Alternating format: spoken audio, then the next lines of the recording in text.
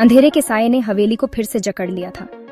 मेरे हाथ पर उभरे मेहंदी के निशान से टपकता खून दीवारों पर अजीब आकृतियां बना रहा था। पीछे से आती घुंघरू की आवाज ने मुझे उस गुप्त कमरे की ओर खींचा जहां राधिका का टूटा हुआ घुंघरू अभी भी जमीन पर पड़ा था।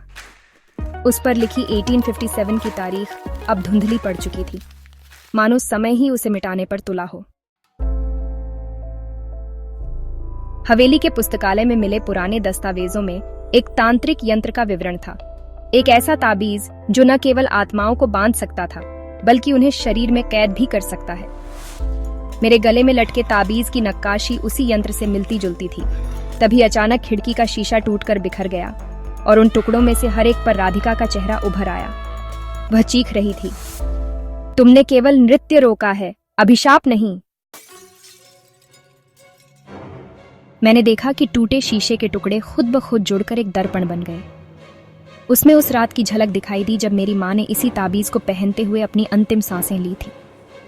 दर्पण में एक और छवि उभरी, एक युवक जो राधिका के प्रेमी कैप्टन मार्टिन जैसा दिखता था, पर उसकी आंखों में वही जहरीली हरियाली थी जो राधिका के प्रेत में थी। अगली सुबह जब मैंने हवेली के उस गुप्त कमरे की दीवारों को ध्यान से देखा तो पाया कि प्लास्टर के नीचे रक्त से लिखे गए श्लोक छिपे थे। प्रेत नृत्यन्तु यत्रास्ति तत्र मृत्युर्न संशय। जहां प्रेत नृत्य करते हैं वहां मृत्यु निश्चित है।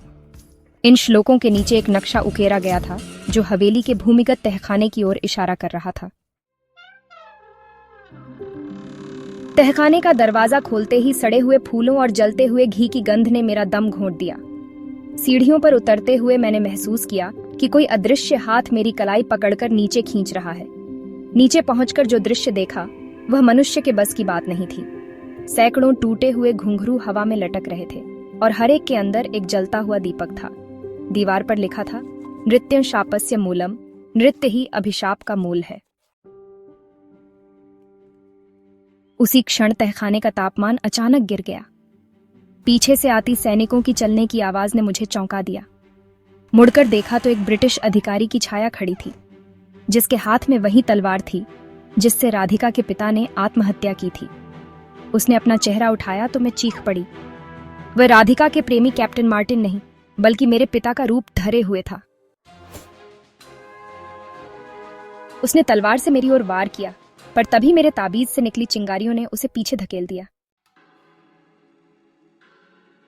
मैं भागकर ऊपर आई तो देखा कि हवेली का आंगन अब नृत्य करती हुई छायाओं से भर चुका था। हर छाया के पैरों में टूटे घुंघरू बंधे थे और वे सभी मेरी ओर इशारा कर रही थीं। मुखिया ने अंततः उस पुराने तांत्रिक ग्रंथ का रहस्य बताया जो हवेली के मंदिर में दफन था। मुखिया, यह नृत्य कोई मनोरंजन नहीं बल्कि एक काला जादू है। हर नृत्य के साथ तुम्हारी आयु कम होती जाती है। ग्रंथ में लिखे मंत्रों के अनुसार इस अभिशाप को तोड़ने के लिए राधिका के वंशज को अपने प्राणों की आहुति देनी होगी।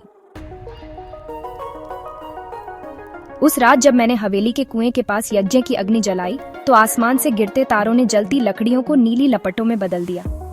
राधिका का प्रेत प्रकट हुआ, पर इस बार उसके साथ दर्जनों अन्य आत्माएं थीं। मेरी माँ, दादी और वे सभी स्त्रियां जिन्हें इस हवेली में बलि चढ़ाया गया था। उन सभी के हाथों में वही लाल रुमाल थे जो पारिवारिक चित्रों में दिखाई देते थे। जैसे ही मैंने घुंघरू हिलाया, हवेली की सारी छायाएं एक विशाल नृत्य मंडली में बदल गईं। उनके पैरों की थाप से जमीन दरकने लगी और कुएं का पानी खौलकर लाल हो गया। राधिका, इसे बजाओ और हम सभी को मुक्त कर दो। मैंने ताबीज को अग्नि में फेंक दिया। विस्फोट हुआ और सभी आत्माएं धुएं में तब्दील होने लगीं। पर तभी मेरी हथेली पर लिखा वह श्लोक चमक उठा, यत्र नार्यस्तु पूज्यन्ते तत्र शापा विनश्यन्ति। जहां नारी की पूजा होती है वहां अभिशाप नष्ट होते हैं। राधिका की आंखों से आंसू बह निकले जब उसने महसूस किया कि उसके वंशज ने उसे मुक्त कर दिया है। सुबह होते ही हवेली का वातावरण बदल चुका था, पर मुखिया का फुसफुसाया वाक्य मेरे कानों में गूंज रहा था। तुम्हारी माँ ने भी यही कोशिश की थी। जब मैंने अपने हाथ की मेहंदी को धोने की कोशिश की तो वह और गहरी होती चली गई। उसी पल मुझे एहसास हुआ, यह मेहंदी नहीं बल्कि राधिका का खून था जो मेरी त्वचा में समा रहा था। हवेली के फाटक पर खड़े होकर जब मैंने पीछे मुड़कर देखा तो खिड़कियों पर सैकड़ों हाथों के निशान उभर आए थे। कोई अदृश्य शक्ति मुझे अंदर खींच रही थी। दूर से घुंघरू की आवाज फिर सुनाई दी, टन टन टन, मानो कोई नया नृत्य शुरू होने वाला हो।